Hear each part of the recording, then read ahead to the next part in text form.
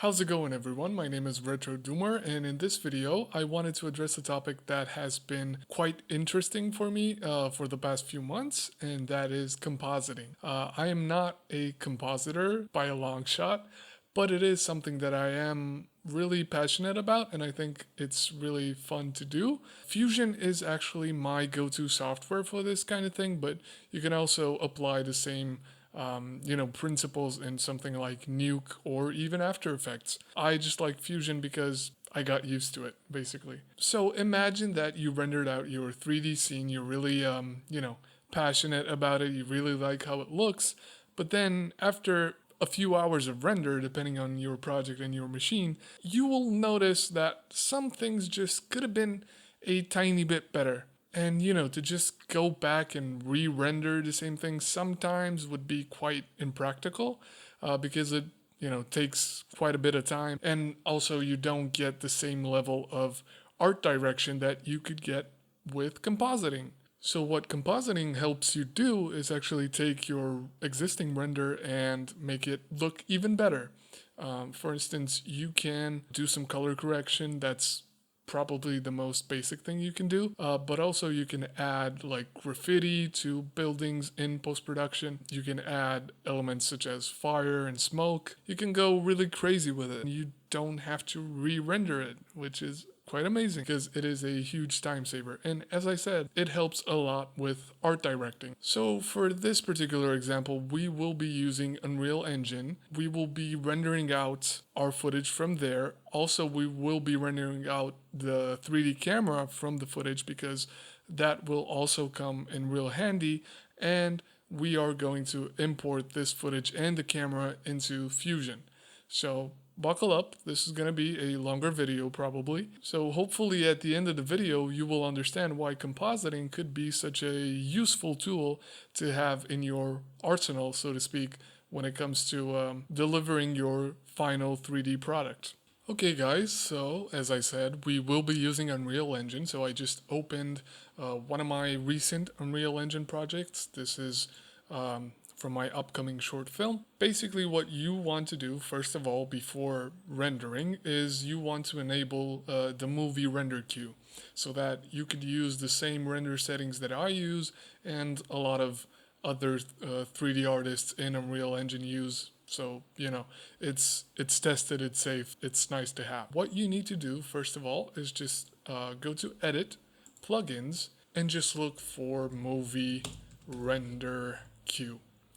So you just need to activate this, restart your engine, that's really important, and once you're back in your sequence, you will be able to actually render this footage out. But before we do that, I wanted to go over how to set up a ACES render, right? I really love the ACES color space and the possibilities that it offers, so I really encourage you to use ACES. But at the same time, if you're just starting out, you can just ignore this and render in the default sRGB color space. You will firstly need to download the ACES config file. I will provide a link for that in the description.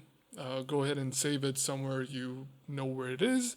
I made this folder called OCIO configs, and I already made this OCIO config, but I will show you exactly how to do it. So basically make a folder and then right click and just go to miscellaneous, and you will see this open color IO configuration. Just click on that, rename it if you want. I'm just gonna delete this because I already have one. Alright, so this menu will pop out.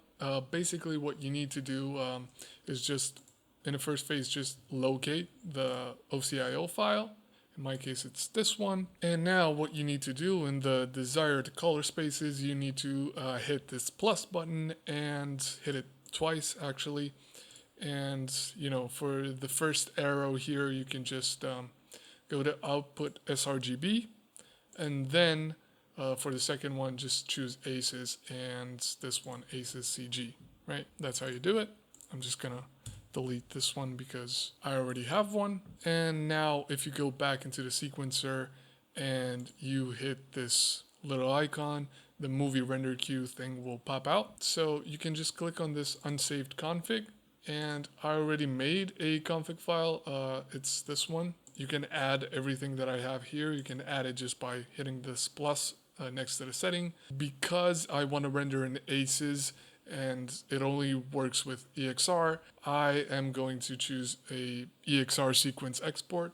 If you don't use ACES, if you're just using sRGB, then you can just leave it at PNG or whatever format you're more familiar with, but EXR is the best. You know, this default setting is fine. For deferred rendering, I think I just have like the default settings. Anti-aliasing, I like to keep it at 64 in the temporal sample count, and you know, check this override anti-aliasing button. You can just go lower for this, especially if you're like testing out things. You could just go with 32 or 16. Color output is something that I added just because I want to render in ACES, right? So to set this up, where it says here OCIO config, you just hit the checkbox on is enabled, right? And then you just choose here the config file that you made.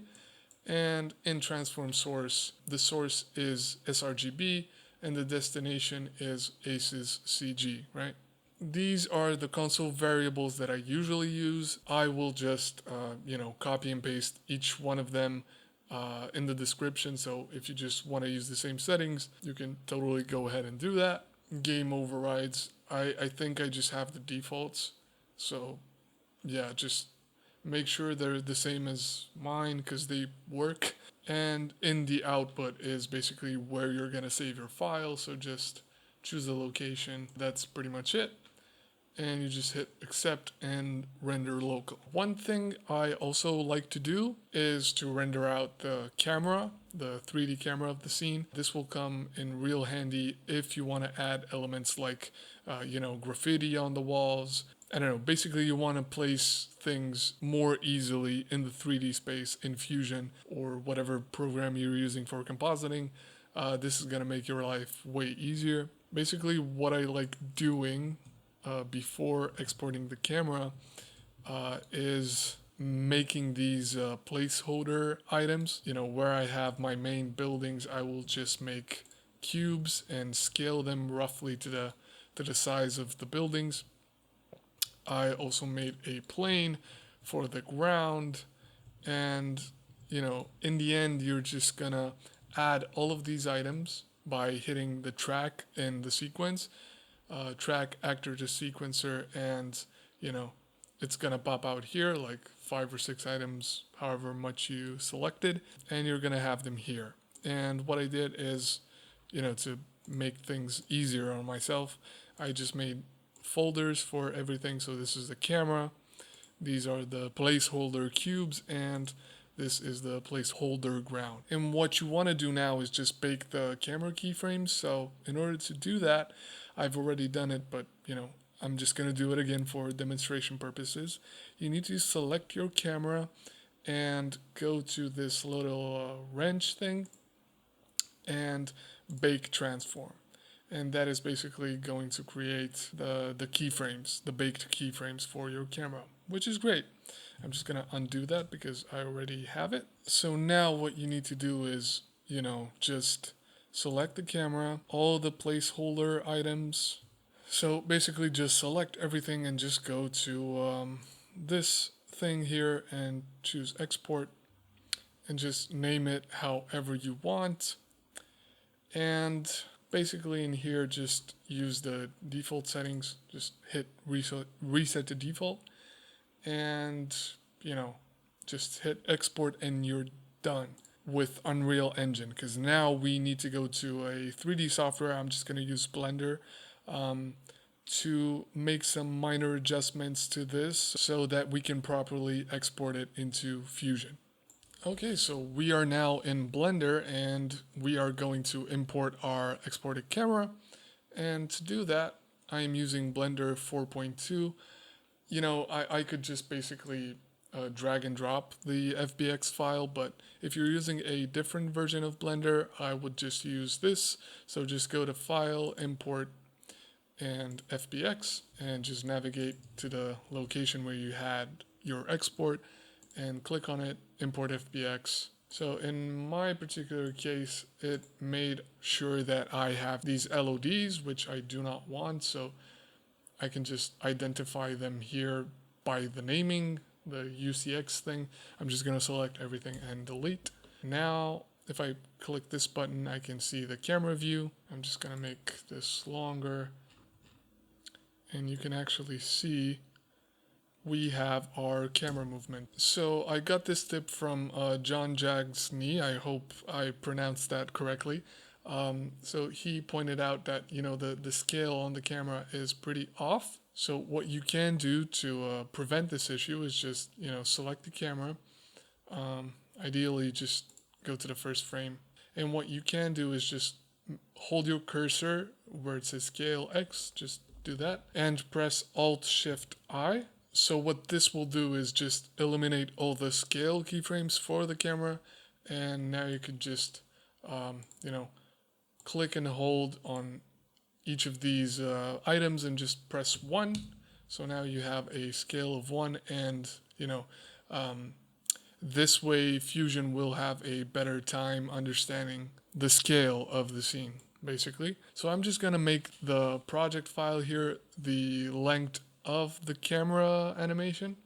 So to do that, just go to the end and click this button so that it jumps to the last keyframe. And I'm just gonna click on this button here on the output, and in the frame range, the end frame will be 1577. So, you know, just for sanity's sake, just to make sure that our camera corresponds with the actual rendered scene, what you need to do is go to this camera icon while you have this camera selected, obviously, and go here under background images and just click on add image. One thing to keep in mind is that sometimes Unreal renders these like extra frames. I think these are the warm-up frames, I'm not entirely sure, but you need to make sure that in your folder where you have your render, if you see files that have this like minus thing in their name, just delete them. So you can see you have 001 here, and then you have minus 001. So wherever there's this minus, just,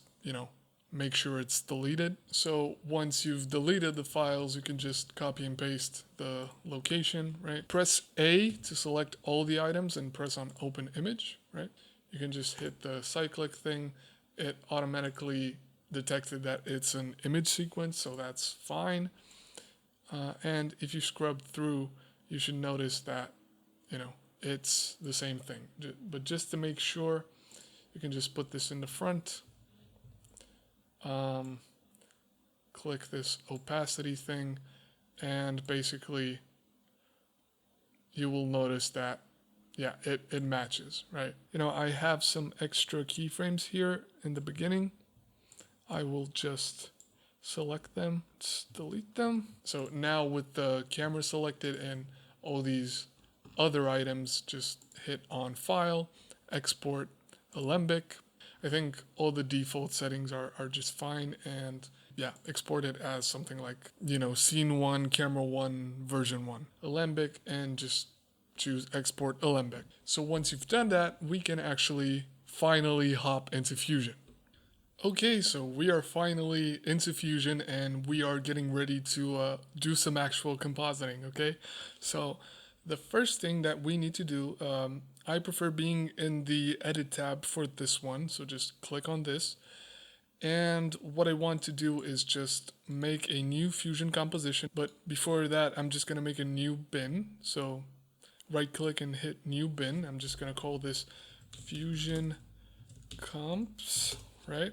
And in here, I will just make a new Fusion composition. So just right click and select this new Fusion composition. Make sure the frame rate corresponds to, you know, the frame rate of your 3D camera, which is going to be 30 frames per second. If it's different for you, just make sure you have the correct settings and just hit on create, right? You can actually just drag this into the timeline, and, you know, it's going to make this.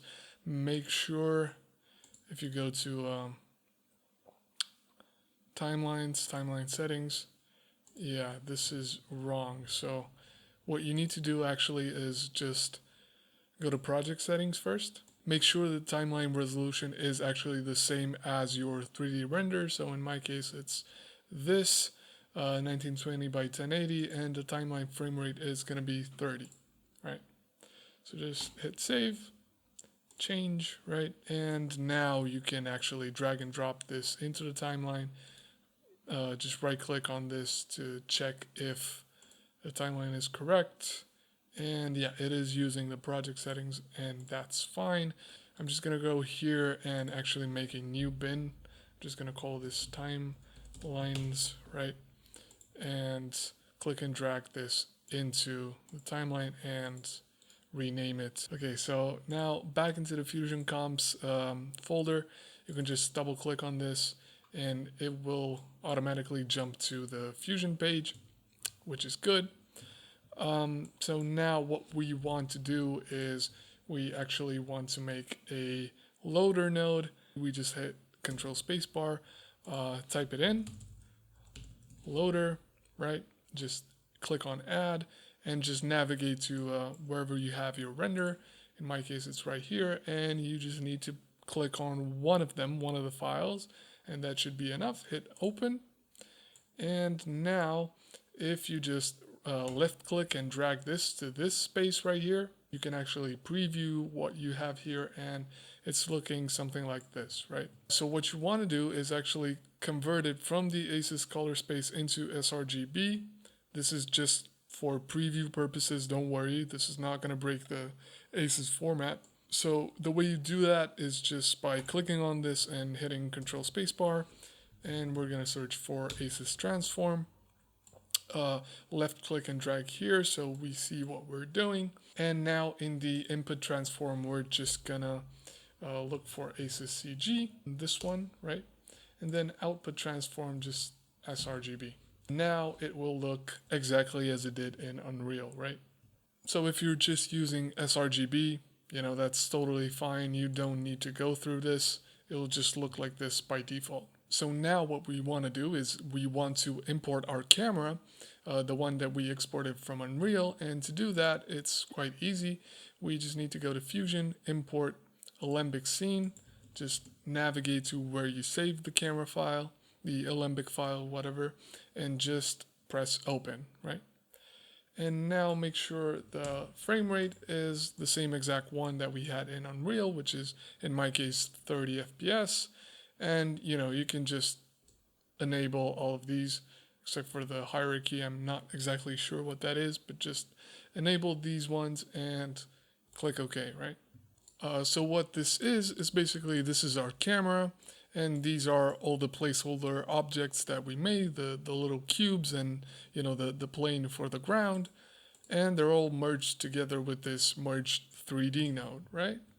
So if we press this button again, and we're just gonna preview the ACES thing on this side, and on this side we're gonna preview the merge 3D just by left click and holding onto this menu. We will actually see something like this, right? So in order to navigate here, you just hold down Alt and the middle mouse button, and you can just rotate like this. Control and middle mouse button up and down, this just zooms in, and just middle mouse by itself, it moves up, down, left, right. In my personal preference, I like switching this to wireframe, for now at least, and we can actually see better what is going on. So yeah, we have this 3D viewport. These are our buildings and this is our camera. What I like to do is actually disable the placeholder objects for now. We can just see our camera. So in order to make this function with our render, what we need to do is actually select this node here and press Control Spacebar and look for a render 3D node, this one. And now if we just click and drag this onto the square of the node of our footage, we're just gonna end up with this merge 3D node. And if we enable the objects now, we can see them overlaid over you know, our footage. So I'm just gonna disable them for now. I'm just going to enable some of these items, but as you can see, they are not aligned with our footage. So why is that? I am not entirely sure, to be honest. But what I found out that works to mitigate this issue is just going to the Cine Camera Actor, right? In our inspector here, we can just disable this lock icon. So once our camera is unlocked, what we need to do is actually mess around with this angle of view. What we can do to make it easier on ourselves, we can just go to the merge node here, and where it says blend, we can just drag this down. So it is more transparent, right? So we can just mess around with the angle of view until, it kind of matches our footage. Obviously, you can just scrub around the footage to make sure that it sticks, and it looks like it does, right? Okay, so that's pretty much it. Now you can just lock the camera again so you don't accidentally make any changes to that. And we can actually start adding elements to this scene, right? So before we actually add the elements, I'm just gonna move these items right here.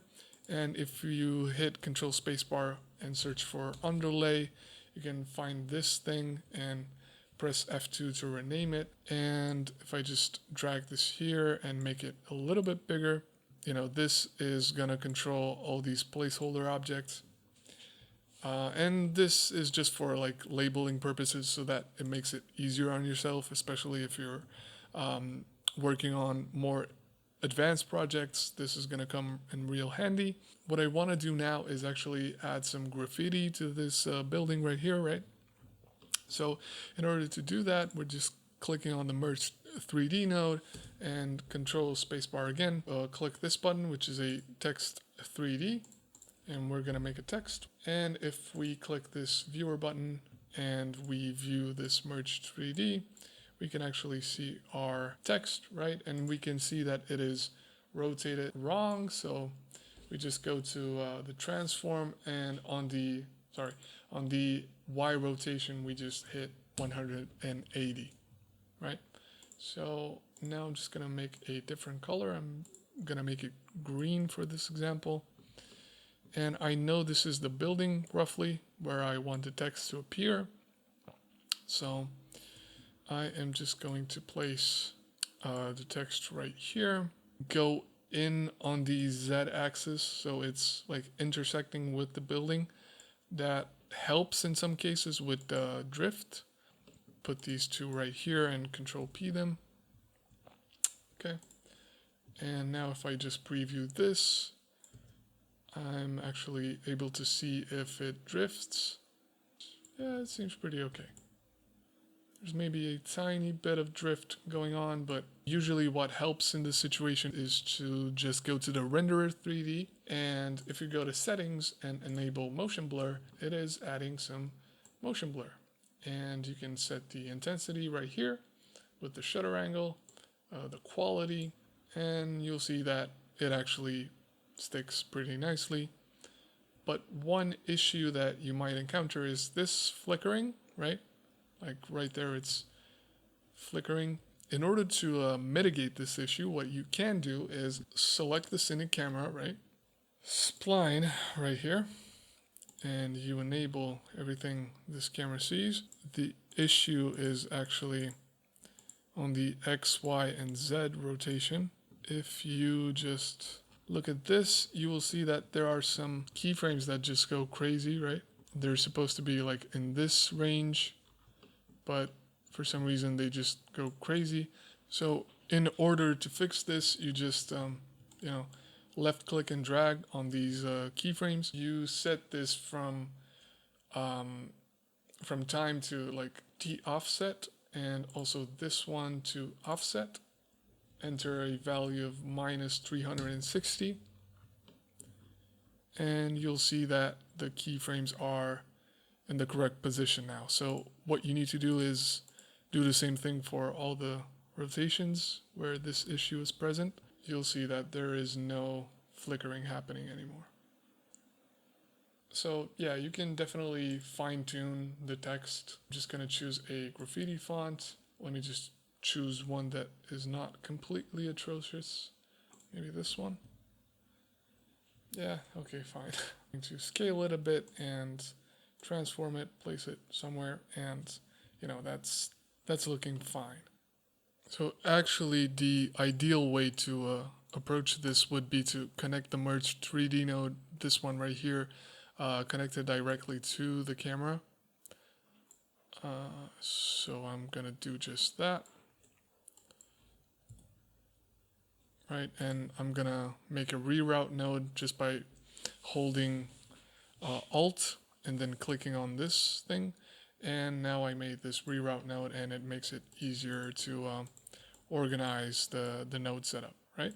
Let's just say we want more opacity controls. Like for instance, if I was to make another text, I'm just going to do that right now, Control C, Control V. What I can do is connect this to the camera, right here.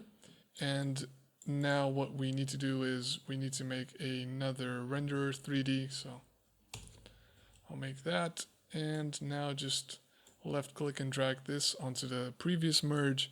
Move this down. I have a different opacity control for it, right? So I can make it like that, and that is fine, right? Also, whenever you're adding a render 3D node, make sure you have the same settings all across the board. So actually, a better thing that you can do is just Control C, Control V, the previously used render 3D node, and just plug it in here. So that way you have the same, motion blur settings and all that. So yeah, I have this video of a smoke overlay. I got this from Pixabay, I think. And yeah, let's just say I want to add this sort of smoke into my render. So how do we do that? So, just navigate to the folder where you have this video and just drag and drop it into the Fusion comp. So what you need to do now is actually add a image 3D node. We can see we have this 3D object, right? We need to add a merge 3D node. So just select the image plane, add a merge 3D, and make sure it is connected to the Cine camera, like so. Move this a bit. Now just add another renderer 3D. Put it in like that.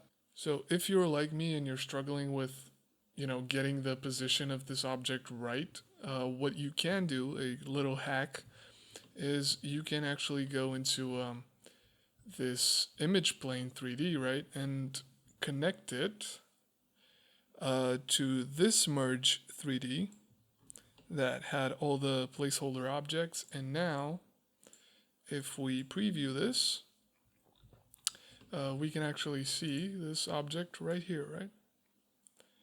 And let's just say I want it to be right between these two buildings, right? So right around this area, I want some smoke around there. So what I can do is just, position this right there as best as I can. And also like rotate it on the y-axis. Make sure it's not floating, just put it on the ground like that. That should do it. Also mess around with the scale, and I think right about there should be fine. And now we can actually just double click this so it disconnects from there. So one important thing we need to keep in mind is that this footage is actually sRGB, so we do not want this footage to be affected by the ACES transform. So what we can do is actually delete this merge, and we can hold down this little square, the renderer 3D of this object. We just hold it down and put it here after the ACES transform, and now we can see it's interpreted correctly, right? Other than that, obviously, we do not like these black borders, right? So what we actually want to do is hit the merge node and then here what it says apply mode, we're just gonna select something like screen. Yeah, screen works. Obviously, there are other things that we need to do. Where we have this media in, we can press Control Spacebar and select color corrector, this one, and we can mess around with these settings.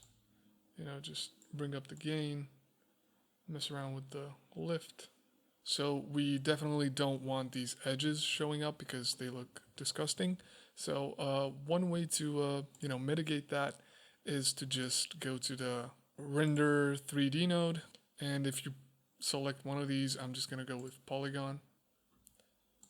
You can make a mask, right, of this object. Just take your time with it. I'm obviously not gonna go super in depth on how to do this. I'm just gonna give you like the basic rundown of how to do it yourself. So yeah, you have this, and now you can play around with the edge controls, for instance. Now you don't have those borders anymore, but you'll notice that if you actually move forward, you're gonna see them again because you actually need to keyframe this mask. So the way to do it is go in here where it says keyframes. It already sets in keyframes for mine. I'm just gonna delete them. So if you want to add keyframes to the mask, you just press this button here, and now you can just edit the mask to your heart's content, right? It's not too complicated, but it's not extra intuitive either. So, and yeah, using the color corrector, you can definitely make a lot of weird changes and tweak the smoke to whatever it is you're looking for, basically. Let's just say I want that, and I can make it brighter. Not the contrast, because that messes it up quite bad. So yeah, you can definitely have something like that. And if you take your time with the masks and everything, it'll actually look pretty cool. And basically this is your first ever composite, so you can obviously go insane with this. If you want to add smoke to a very specific location, you can.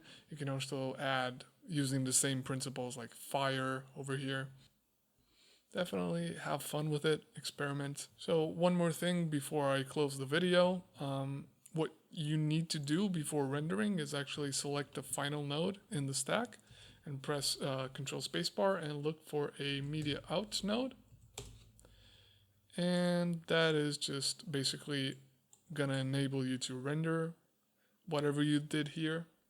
And if you go to the deliver page, you can see that you have it right here and you can render it. So I hope you learned something new today. I hope this wasn't overly complicated. I try to keep it as simplistic as I could, while also providing you with some troubleshooting knowledge that I personally struggled with, and I could not find any resources on the topic, so you're welcome. No, I'm just kidding. I hope you have a great day, and that's pretty much it for me. So I'm gonna see you next time. Bye.